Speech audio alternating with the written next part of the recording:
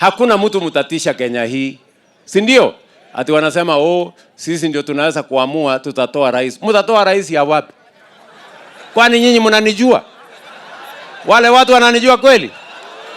Nyinyi mkipima hiyo watu, iko mtu size yangu kwa hiyo group? Iko mtu size? Wale watu ni bure sana bwana. Sikizeni. Kwa sababu hawajapanga yoyote. Mimi nataka niwaulize nyinyi watu wa Nyamira. Hapa Nyamira iko kanisa wamejenga wale jamaa? Iko barabara yote wamejenga hapa? Hata shule, kuna shule moja darasa wamejenga hapa? Sasa nyinyi watu wa Nyamira, mimi nataka niwaulize, mnasema tutembee pamoja ama mnasemaje watu wa Nyamira? Tembee pamoja. Tuambie wale watu wawache vitisho. Ati wanasema ati Kenya itaisha. Kenya gani itaisha? Itaisha kwa vichwa jenu. Ama namna gani? Tunaelewana? Na mimi siwezi kubali.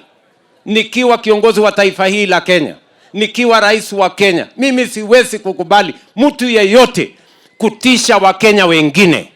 Hakuna mtu ambaye ako na ruhusa kutisha Wakenya ati Kenya itaisha, ati sijui nani atatolewa kwa ofisi. Hakuna mtu mtatoa kwa ofisi na hakuna Kenya itaisha. Pengine nyinyi ndio mtaisha.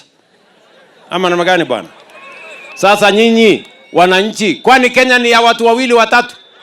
Kenya si ya viongozi, Kenya ni ya Wakenya wote. Na sisi wote ndio tutaamua vile Kenya itaenda mbele. Nyamira hoye! Tumekubaliana? Hebu nione kama tumekubaliana, wale uko mbali na karibu, wale mko mbali na karibu. Kwa hivyo nyinyi watu wa Ikonge mnasemaje? Ati mnasemaje? Ati mnasemaje? Hebu nione tutam ya watu wa Nyamira.